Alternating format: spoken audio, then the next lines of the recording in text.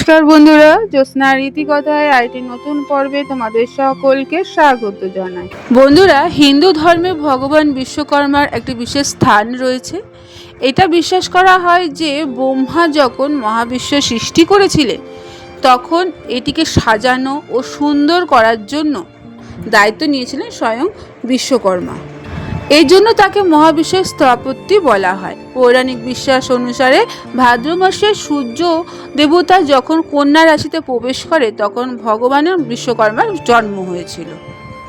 এই কারণে প্রতি বছর সূর্য কন্যা রাশিতে প্রবেশ করলে বিশ্বকর্মা পুজো উৎসবটি পালন করা হয়। এর পাশাপাশি এই বিশ্বকর্মা পুজোর দিনে বেশ কিছু ব্যবস্থা আছে যেগুলো গ্রহণ করতে হয়, তাহলে জীবনে সুখ আসে, সমস্ত বাধা বিপত্তি দূর হয়ে যায়। তাহলে আসো আজকের পর্বে জেনে নিই যে বিশ্বকর্মা পুজোর আগের দিন গোপনে কোন কাজটি করলে সমস্ত ফাড়া সংকট তাড়াতাড়ি কেটে যাবে এবং টাকার অভাব কখনোই বুঝবে না। বন্ধুরা, যদি তোমাদের জীবনে অর্থের অভাব হয় বা পরিবারের শান্তির অভাব হয় তাহলে বিশ্বকর্মা পুজোর দিন স্বয়ং বিশ্বকর্মার বিশেষভাবে পুজো করো।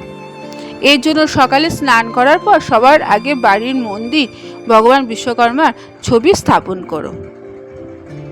তারপর বিশ্বকর্মার ছবির সামনে ঘট স্থাপন করো এবং তাতে জল দিয়ে ভর্তি করতে হবে এবং এরপরে ভগবানকে অক্ষত ফল, ফুলের মালা, চন্দন, সুপারি, হলুদ শস্য অর্পণ করতে হবে। এই পুজো যদি নিষ্ঠাভাবে করা হয় তাহলে শীঘ্রই সমস্ত ঝামেলা থেকে মুক্তি পেতে পারো। ভগবান বিশ্বকর্মা পুজো করার আগে ভগবান বিষ্ণুর পুজো করতে হয়। এরপর ঘরে 4 কোণে হলুদ সর্ষে ছিটিয়ে দিন। এই প্রতিকার করে ঘরের নেতিবাচকতা দূর করা যায়। এছাড়া পুজোর সময় বাড়ির প্রতিটি সদস্যের হাতে রক্ষা সুতো বেঁধে দিতে হবে। ধর্মীয় বিশ্বাসে আছে যে প্রতিকারের মাধ্যমে ধন লাভের পথ আসা সমস্ত বাধা দূর হয়, ঘরে সুখ শান্তি বজায় থাকে।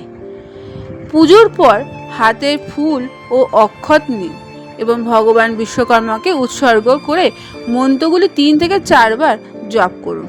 এরপর বন্ধুরা, তোমাদের হাতে রাখা অক্ষতটি বাড়ির চারদিকে ছিটিয়ে দাও।